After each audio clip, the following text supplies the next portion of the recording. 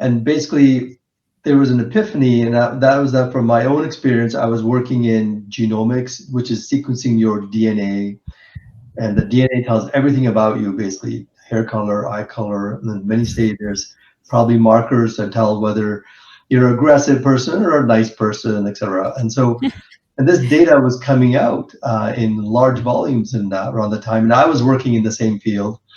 And there was a social media where we're getting concerned that people were prying into our lives and getting to know more about us intrusively than we would know about ourselves. But I said, hey, there's this other data, this genome data that's, it's a large data volumes, and it's the most private data on the planet. And I was thinking about how we could store this data more efficient for the lifetime of the patient, basically.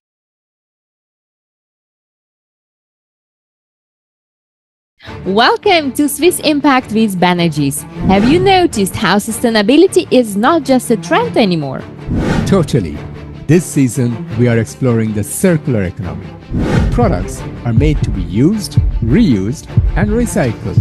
And we are seeing some incredible examples like turning ocean plastic into fashion or art. Or creating electronics that are built to last, not just be replaced. And we are going to spotlight these pioneers and see how they're driving real change and what can we learn. And let's dive into it right now. Well, ladies and gentlemen, welcome to the 7th episode of the 9th season. Welcome, everyone. And don't forget to drop us an email with your thoughts. What thrilled you, what didn't, and maybe even a joke or two. Ben, what's going on? Since when do you ask for feedback like this? And is this some kind of a joke? Yes, it is indeed a joke. But it comes with a shocking truth. Brace yourself. Every single email you send costs energy. What? Yeah, very little maybe. So you may be kidding me, no? No, it's not. It's not. Not kidding at all. A simple email emits 0.3 grams of carbon dioxide. Mm-hmm. But a longer one with attachments, which you are always sending to me, they can hit a staggering 17 grams CO2. Wow. The number that you are giving is kind of flying in my head, but it doesn't say much. So make it real to me. What does it mean? Imagine this. If every British adult sent one less unnecessary email daily, we did cut emissions with 16,433 tons annually. That is the equivalent of grounding 81,000 flights between London and Madrid. Wow, that's enormous, actually. So all this from one email sent by... Your emails mainly. Yes. I don't send that many. It is a very small action. Reducing emails, clearing your inboxes, that can really lead to big changes. Wow, so just... Wow. Actually, I'm usually struggling not sending emails, but to answer the sounds and emails I receive. So I invite you all to start rethinking of all the emails we sent and, of course, that we need to reply. Data, if you think like that, is essential to our modern world. It drives everything from scientific discoveries to everyday activities, like even streaming and shopping. But as data grows, so do the challenges of storing it and managing it. In today's digital age, sustainable and efficient data storage is a key. By rethinking how we handle data, we can reduce our environmental impact, improve connectivity, and unlock the full potential of a data-driven future, if you want such one. So I just wanted to add, we don't live in the data. We are not going for data-driven future. We live in the age of data. In fact, it is more powerful now than the finance. I agree with you. So on that jaw-dropping note, let us welcome the remarkable guest of today's episode, who has a solution to this global issue. With this, I'd like to welcome Dr. Bhupinder Bhullar in our studio. Hello, Bhupinder. Welcome. How are you? Where are you? How is everything on your side? Good. I'm in Basel, Switzerland. Things are going well. Lots of things are happening in the company. We're winning awards, but more importantly, we're winning customers as well. And that gets us really excited. And so that's why I'm here with you guys, to make sure that the message gets out and that we can raise funding for our next period of growth, basically. That's so Perfect. exciting. So let me briefly introduce you to our audience who maybe doesn't know you yet. So Bhupinder, you are a leader in data storage innovation with a PhD and training from Harvard and MIT, and also MBA from London Business School. You've pioneered advances in genomics and precision medicine. By 25, the world is projected to generate an astonishing 175 zettabytes of data, which has like 21 zeros, it's crazy. So this creates enormous challenge for storage infrastructure, energy consumption, and electronic waste. That's where you come into play as a co-founder and CEO of Swiss Vault. You're transforming data storage into green technology, aligning with global sustainability goals while empowering industries like healthcare, AI, and telecommunication to thrive. So Swiss Vault has earned, as you said yourself, many awards and already earned global acclaim and partnerships with leaders like CERN and Philips Healthcare. And you're craving out a new category in data management, enabling smarter, greener, and more efficient solutions for rapidly evolving digital landscape. So I hope it was not too long, but I found it so exciting, and many people just not aware of it. So I needed to provide more background today on that. No, but data is so essential. So our audience is very excited to hear more about you. So what is the story behind Swiss Vault? Story behind Swiss Vault was basically a moment in Basel when I had an epiphany. An epiphany was, we're becoming more digital as society. We are more on the social media. We were getting concerned about social media, and basically there was an epiphany, and that was that from my own experience. I was working in genomics, which is sequencing your DNA, and the DNA tells everything about you, basically hair color, eye color, and then many say there's probably markers that tell whether you're an aggressive person or a nice person, etc. And so, and this data was coming out in large volumes around the time. And I was working in the same field. And there was a social media where we're getting concerned that people were prying into our lives and getting to know more about us intrusively than we would know about ourselves. But I said, hey, there's this other data, this genome data that's, it's a large data volumes, and it's the most private data on the planet. And I was thinking about how we could store this data more efficient for the lifetime of the patient, basically, because this is one of your most important medical records. Yeah. So that's how I can tell you the story if we like, but yes, please go. Like, how did it result in Swiss Vault after some time? I just wanted to add, my son is studying now pharmaceutical sciences in Bern. And yes. He was trying to explain to me that even in the DNAs and everything code, it is so much data that it's crazy beyond consumption how much data is there. Correct.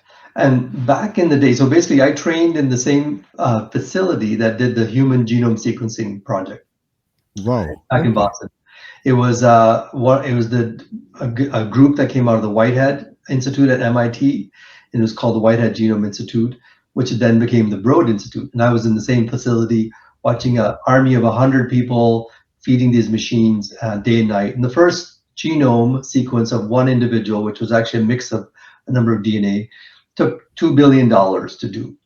And of course, people thought it's impossible for us to repeat this feat because of the sheer volume of sheer manpower of effort that it took to do this, and the volume of materials and reagents that we had to use. But it was necessary to do so, to hit a milestone.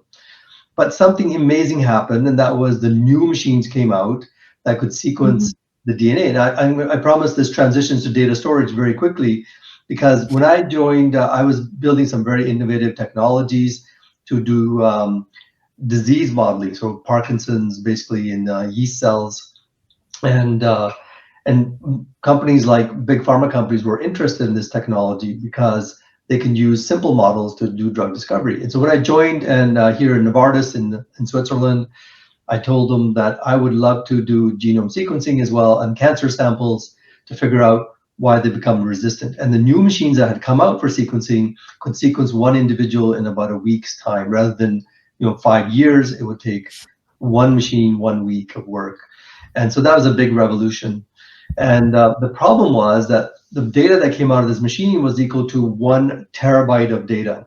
So a For terabyte one of data, person. yeah, for one person, one genome sequence. Wow. And terabyte of data is like having 1,000 DVD movies. Yeah. So 1,000 DVD movies, and then and so with basically the thought problem that we had that we proposed back then was, if I go to a hospital and the hospital is sequencing 1,000 cancer patients, they're going to be storing 1,000 DVD movies for every cancer patient.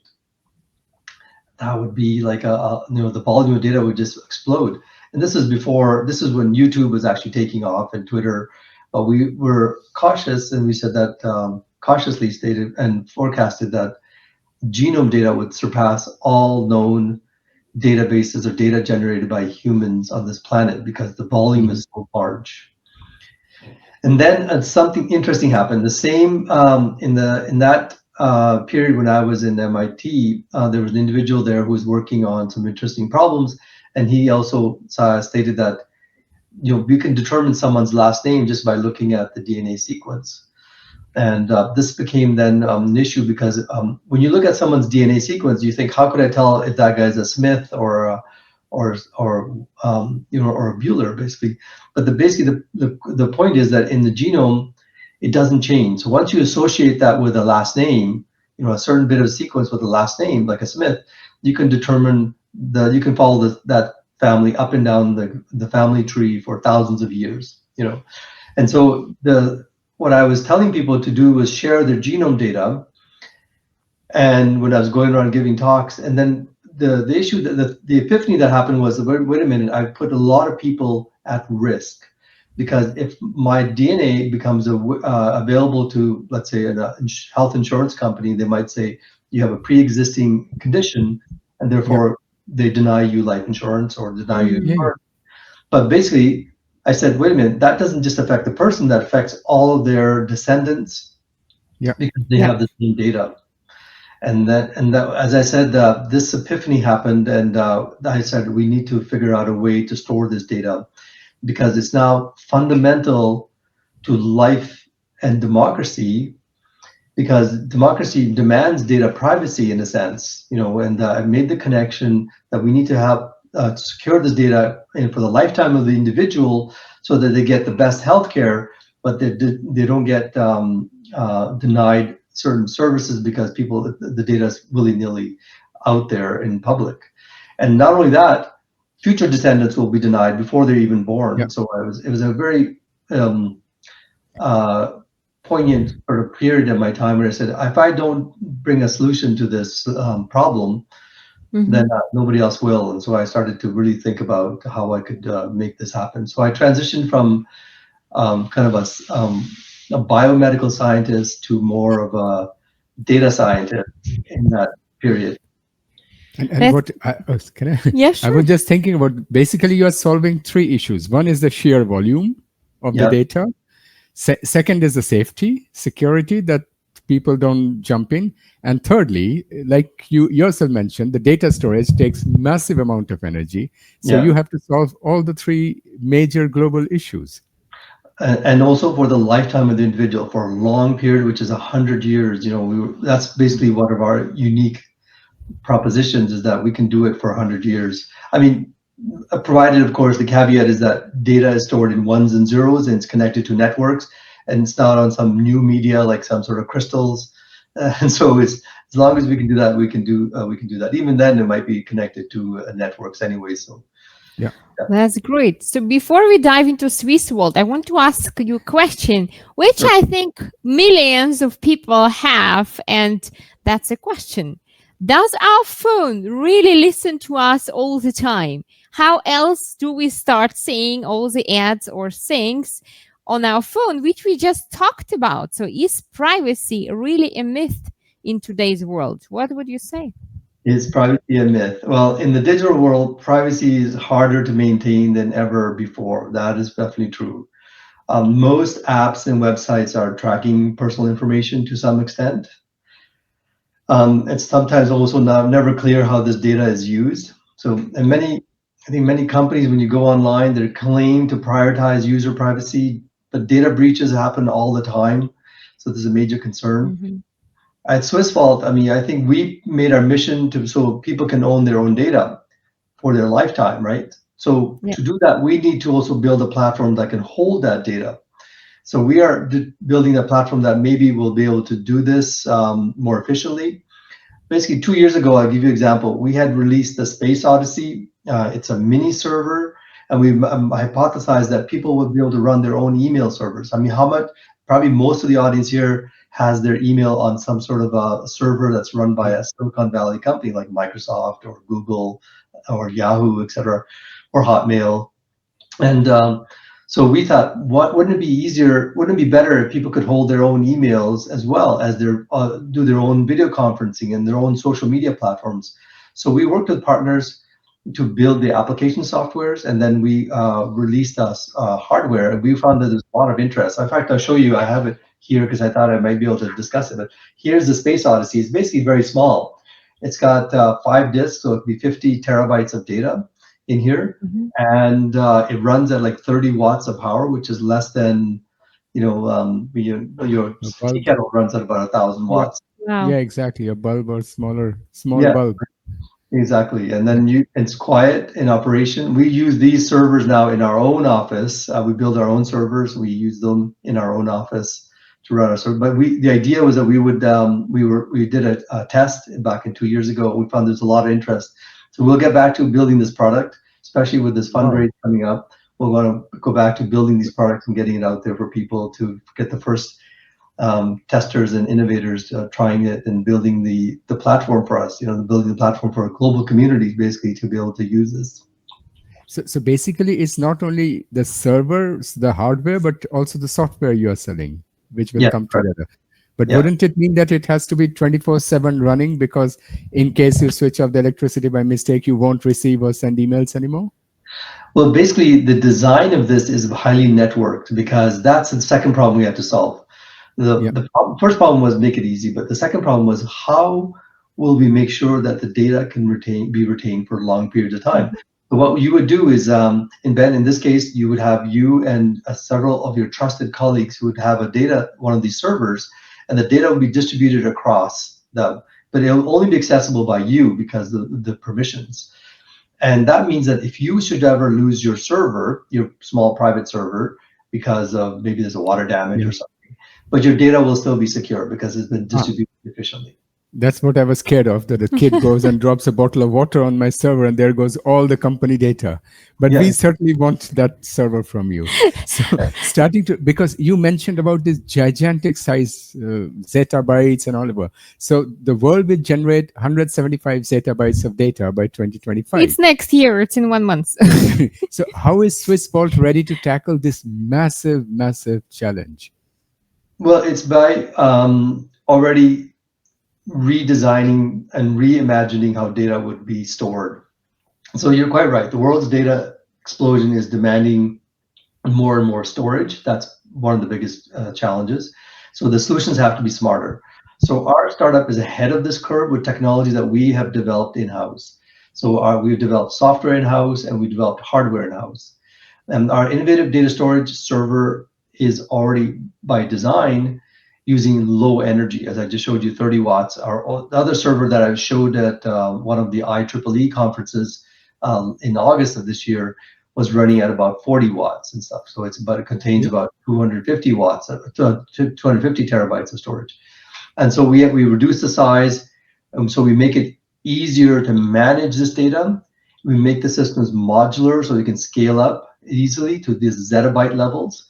And simply put, we put sustainability right at the center. And so that that's, I think, the most defensible way to approach the future of growth is to be always building for lower energy, lower electronic components, lower electronic waste, and of course, easier to manage. Yeah, but it's like, we are saying it. So traditional servers are costly and unsustainable. And you have this impressive number that your system save 50% energy and 80% less space. So what is the secret? How are you doing it? So what's the Uh, secret behind all this? well, let me tell you an interesting story. I mean, most of the We major love that. Stories are always welcome. well, most of the industries that we have, automobile, even pharmaceutical or healthcare, they're beset by standards. So I'll give you an example, and the one that I've tried to investigate also into order to understand the data storage industry. Back when Morse code was introduced in the 1880s, they had to build electrical lines along the railway lines, and they had to build cabinets to hold the electronic components. And so these cabinets were built out of wood, sometimes maybe a little bit of metals. And then when telephone was developed by Alexander Graham Bell and others around the world, they had to build cabinets to hold the telephone cables and telephone connections. And that basically the same design went into the telephone cables. And then when the data storage industry started in 1960s or so, the same people moved into the data storage industry using the same designs of data storage racks and components. So the whole, as things want to become more efficient generally in society, people started building towards that standard and keeping that standard. So what we did in Swissvault is that we were coming at a different angle altogether. We didn't have the baggage of the technical baggage of these other developers. And so we basically started redesigning what we thought would be a more efficient solution in size and space, and just thinking differently, basically. And so I can go into that. Basically, if you want, in this segment here, basically, because I can tell you how we approach this by building, taking a printed circuit board and basically just removing all the components that were not necessary, just cutting, so that we reduce the number of component parts, designing the printed circuit board with component parts that were very low power. So for instance, our CPU is 10 watts. So we have a CPU on board all the time, and we use 10 watts embedded CPUs and 10, 15 watt GPUs, so you can run AI or machine learning at the edge. And by doing that, we were able to reduce the energy consumption for the volume of data storage. And we took away everything that was not necessary. In fact, you'll see it on maybe on the screen as we show some images of this technology. And what I want to show is that we basically get the size down by 3 times on a large component. On a single component, we're smaller by 8 times based on a comparable unit. And then we by using the energy components, energy consuming parts that were smaller or using lower energy, we end up using 10 times less energy than traditional servers. So, and then the second thing was that I pushed the design team to make sure that we were always modular in everything. If the CPU fails, you want to be able to replace the CPU. And if the fans fail, of course, the power supplies, those are now pretty much standard in the industry. You can replace them. But the CPU replacements, by the way we do it, or disk replacement, is just so easy. Just grab it and pull it out. And so that makes it possible for us to make the systems last 3 times longer, basically, than what's conventional in the system. We hope that we can make it last to 20 years. Right now, most servers last 3 to 5 years before they're refreshed.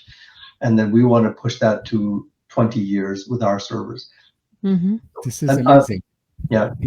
I just wanted to add, so, we have now entered the age of AI. So, and Japan was very fast in robotizing its society. And now Japan suddenly came up with this idea that they want to use AI for all the systems in their country, to which somebody replied, that's an amazingly fantastic plan, but no way can Japan produce that kind of energy to run the country on AI, because they don't have that kind of energy production capacity. So if they would implement your system, then if I understand you correctly, then Japan can really go on AI and not have to upgrade its energy production with 120 or 180%. Yeah, that's a good point. So let me break it down a little bit. There's 2 parts of AI. There's the machine learning part, where you're training a model to be able to take in data and basically spit out the answers that are aligned with what we takes energy. Yeah. that takes energy. So that takes, those are very high-powered GPUs that are required because there's a lot of data, a lot of iterations, and a lot of learning and adjusting the model. At one point, your model will be perfectly okay. Like Chat GPT is today, or one of those large language models is today. You fed it a lot of data. Now any other data that you feed it will always spit out the right answers because the model has been trained. And that model is what we call AI inference at the edge. So at the edge, you can take a book that you've written, feed it to the AI model that's been trained already, and you can run your model much more efficiently using our systems, which are using 10, 15 watts. For instance, I'll give you an example of data that's right hot off the press. And one of the NVIDIA GPUs takes 200 or 300 watts of power. And you can feed it a video that's 40 minutes and analyze it frame by frame. And so it's consuming 200 watts per hour, and it took 7 minutes to do that. But with our software, which is very highly parallel, we haven't gone into that yet to explain how it works. But basically, our software coupled with a 15-watt GPU did the same job in 5 minutes, basically. So 7 minutes using 200 watts, or 5 minutes using a 15-watt processor, because our software is much more efficient in feeding the data to the GPU, basically. This is amazing. Bhupinder, now let's talk about the big guys, CERN and Philips Healthcare, who are your partners. So how did it come into play at all? What motivated them to be your partner? And what is like going now with them? How are they driving your success or helping you along the way? Yeah, a very interesting question. So basically, everybody wants to approach these big partners to basically work with them, because there's a lot of credibility, and also you get maybe a lot of support. And basically, my angle was just one simple message. I said, for the future, the only defensible way is to be sustainable, and we're building sustainable technology. All of your components, like a genome or particle physics or healthcare data collection, will require large volumes of data collection at the edge. So we can help you become more sustainable. So I did that pitch, and I won them over because they realized that that was something that was really critical on their roadmap to success, was to be more sustainable. Amazing. And how about the data privacy? We mentioned it a little bit, but I want to hear one more time about GDPR, because they are very strict, this rule. So how does Swissworld ensure compliance with while staying efficient still? Okay, very good point. And let me tell you another story, actually, when we were starting out. Very good. We need to put some stories into this data project, right? So basically, the key thing was, when we were starting out, and the startups always start up, and the startup always has the same roadmap. You got to first figure out where's the problem, and then you got to go in the market and say, okay, what is the problem, and and here's a possible way to fix it. Does this solution work for you? And for us, the customer was the hospital. Remember, we started out with the hospital being the place where genome data will be sequenced for cancer samples. So we went to interview hospitals in North America. So it's on the west side of the Atlantic. And this is almost going back 10 years ago, before we started the company and just doing our market research. And now on the east side of the Atlantic in Europe, we also interviewed hospitals. We interviewed major centers that were doing genome sequencing. So to get back to the question about GDPR, of course, Europe was leading the way in thinking about data privacy and implementing things like GDPR. And North America was way far behind. But you could also do that analysis by just doing the research data, looking at the research data that we were collecting. So we interviewed hospitals like Brigham Women's Hospital at Harvard and MIT, MD Anderson, Princess Margaret, and a number of hospitals in North America. And the message was always the same, that their data was growing exponentially, but they were comfortable by taking that data to a cloud storage. Mm-hmm. And then on the east side of the Atlantic, in UK, Germany, Switzerland, Holland, basically, we interviewed again the hospitals, asked the same questions. And for them, the critical component was, where is the data being stored, and they wanted privacy of that data, and they were not interested in taking it to public cloud, because public cloud is just somebody else's computer, and you lose sort of the authority over that data at some point. And so there's no assurances. So it was clear to us that Europe was very hypersensitive about data privacy. And the key about maintaining GDPR and privacy was how to own that data. So we had to make it possible for organizations to have that data on premises, be able to store it for a long period of time on premises. And then again, the footprint for energy and space and electronic waste and operational costs had to be lower. And that's what we went about trying to solve. Wow. And I was thinking, I remember a couple of years back when there was a breach of the NHS data of United Kingdom, the National Health Service data breach. Can your service or can your product do something similar kind of breaches? Well, breaches can happen, and typically the issue there is that the data can be people steal the data, but basically what we do is we fragment the data and add compression, and then it enables us to have a unique level of encryption of the data as it's spread across large number of disks. So the first level of security that we have is if some disks or servers are stolen, the data cannot be put back together. The second aspect is that if they don't have the unique keys, they can't assemble the data either as well. So if it's data stolen, it will be useless in some sense. But the issue there is that many times hackers and others are usually clever.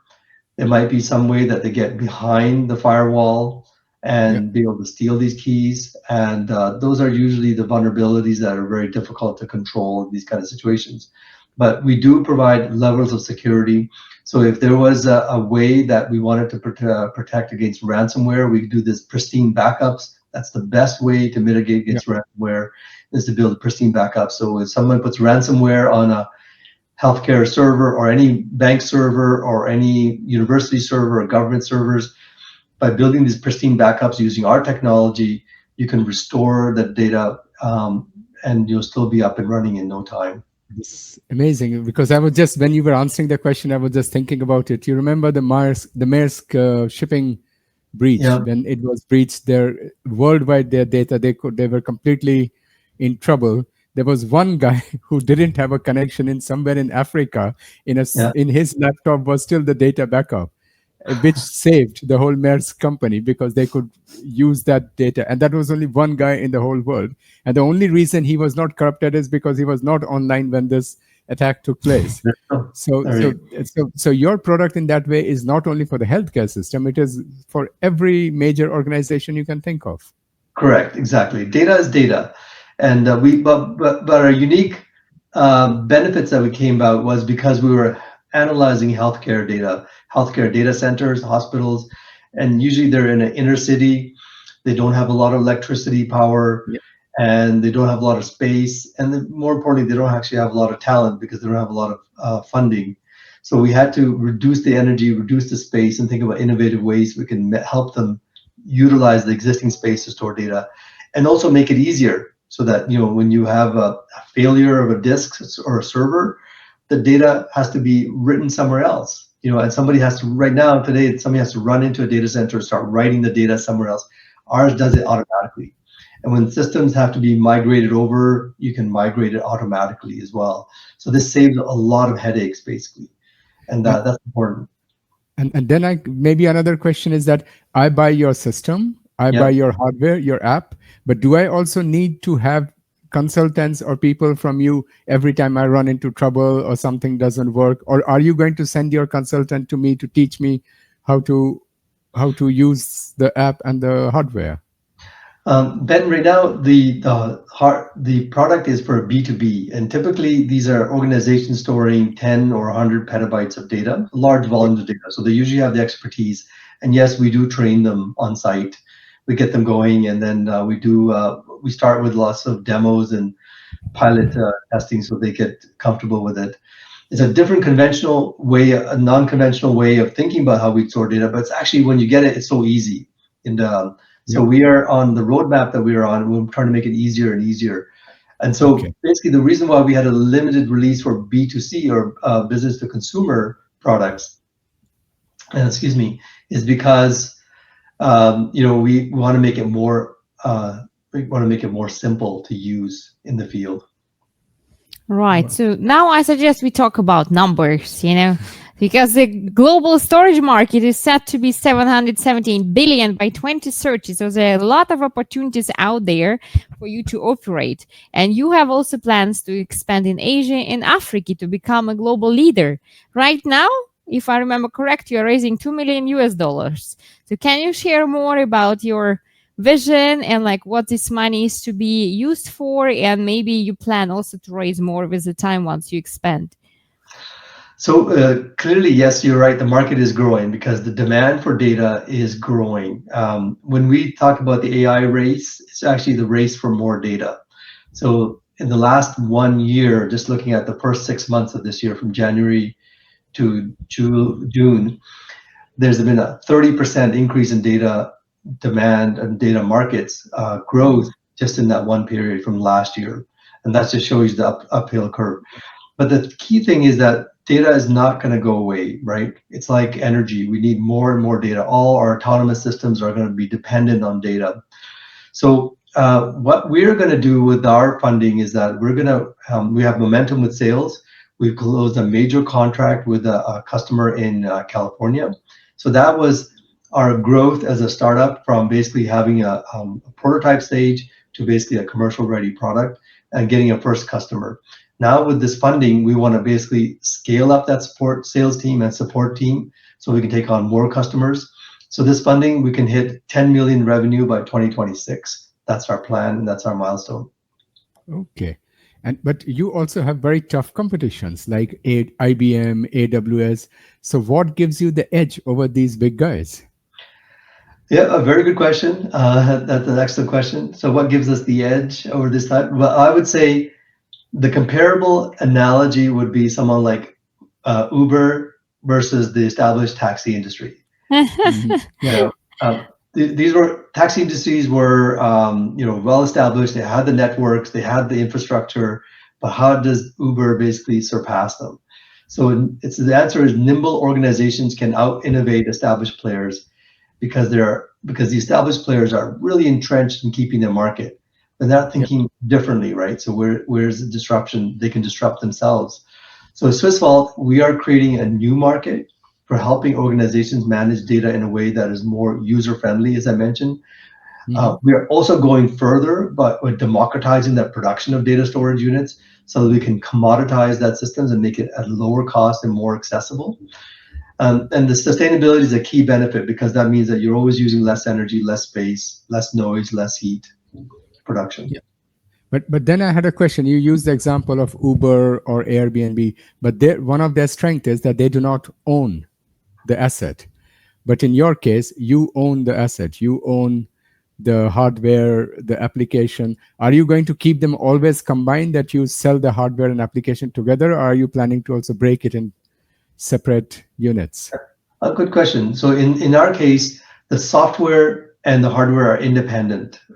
So you can use software on your existing hardware server. So if you're running a data center with established players like Dell, Lenovo, Supermicro, etc., you can use our software to already realize the benefits of 50% lower data volumes, which means 50% less energy. The simple way for data management that automates all of the data migration, backups, fixing corrupted files. Even though I may be using a different hardware. Yes, exactly. Yeah, that's exactly. Oh, wow. Okay. So yeah, and the other key benefit is that with our software on these old hardwares, you can make those hardware run longer. So that's why most people replace their servers at 3 to 5 years because they start to fail. There's a level of failure that starts to increase. And but some servers and some disks will last up to 10 years. So we say, why don't just let them run? The reason is because there's a chance that data will be lost. But with our software, we fix that problem. There's no longer this issue that you will lose your data because it's been highly distributed in parallel in terms of accessibility. So therefore, you can let these servers and disks run until they fail. So if you have these old servers, you get much more better capital utilization of these servers.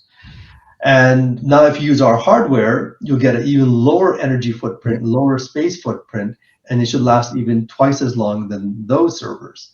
And because everything's modular, et cetera. Remember, over time, you basically are trying to keep data storage. So we're migrating these data servers from compute more to just storage management.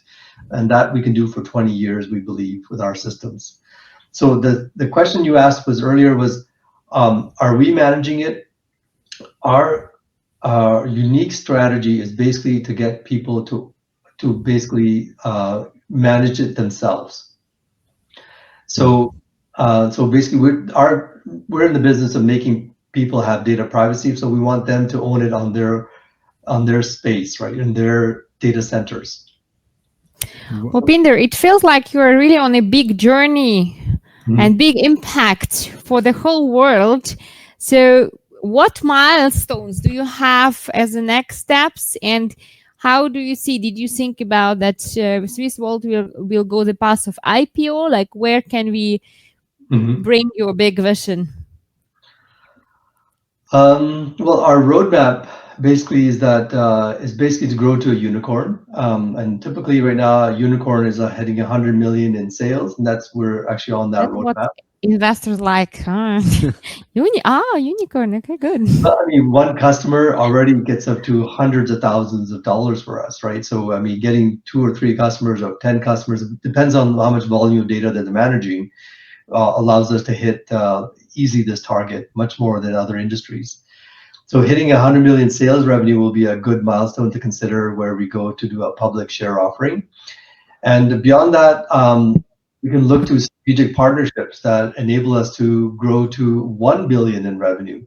And so personally, I would like Swiss Vault to continue championing data privacy, of course, with uncompromised values and uncompromised products and uncompromised solutions. Okay. And what unique proposition do you offer to your potential investor, partner, and what makes it so valuable opportunity for them? Well, right now, as we are a disruptor, these investment partners can be part of shaping the future of data storage with our technology. So just like the energy market, the data storage market, as I said, will continue to grow, and will continue to grow because data is critical for our health and welfare. For all of our autonomous systems, they're all relying on data. And just like we rely on energy. But unlike energy sector, the data sector is now poised for a massive disruption. And data privacy and data ownership issues are, of course, affecting everyone, as we just talked about. So I believe the investors and partners can be part of shaping the future with our technology. And because this massive growth that you mentioned, Sveta, the massive growth that's been mentioned, that means that where our value will grow is basically addressing this massive market. So those early investors will realize great returns. I believe it's be 100x, maybe if we hit the unicorn levels, it'd be more than 1,000x returns in a number of years, in a couple of years. I hope that our pro forma projections put that to about 4 or 5 years, basically. Amazing. Bhupinder, impact and profit. What else impact investor would wish, right? So the time is running really to the end, but it was so nice to speak with you. Last thing, call to action, maybe something inspiring also for younger innovators. So what would you like to say? It's a good question. Young innovators, I always say this, and this is my advice is to cultivate a mindset where you're always making a positive difference in society. One where you're kind of aligning with kind of a higher universal truth. Because if you do that, no matter what you do, it will always be good, and you will always find traction. So when I look back, as I said, on my journey, when I look back on my commitment point when I was going to start this company, it was the moment when I found my purpose, right? But then I did a sense check. Is this aligned with higher universal truths? And I said yes every time, and I keep doing that. So while it's not necessarily easy to find a purpose, I think as long as you never cease to seek that purpose, you'll get closer and closer to it, and eventually discovering your true purpose. Yeah. I think I can probably end on a quote, maybe. As Nietzsche said, if you find a why to live, you can bear almost any how. This is amazing. That's cool. That's cool. Yeah. Thanks for sharing that, Bhupinder. In Switzerland, there is a Nietzsche stone, you know? There is? Tell me where. Yes. So it's in Silva Plana, I think. So you should once go there. Maybe when the winter is over, then it's not so cold to get philosophical and sitting there next to the lake. So it's a very nice one. Thank you so much for joining us today, Bhupinder, and thank you for sharing stories as well to make it inspirational, this important topic. Thank you, Ben. Thank you, Sweta. I really enjoyed it. Bye-bye. Bye. So, dear viewers, we are running out of time, but maybe as a reminder, even a small email makes an impact. So you can make impact with every day. Imagine that, sending less emails, right? And writing more loving emails, maybe. So at least you have some positive impact with the emails you are sending out. Anything else to add? No. Thank you for now. Bye, everyone. Bye. Thanks for joining our circular journey. We hope you are as pumped about sustainability as we are. Absolutely. And if these stories didn't get you fired up, we don't know what will. Hit subscribe and follow us everywhere. TikTok, LinkedIn, YouTube, you name it. And share it with your family and friends. And if you got a cool story or want to connect to our guests, let us know.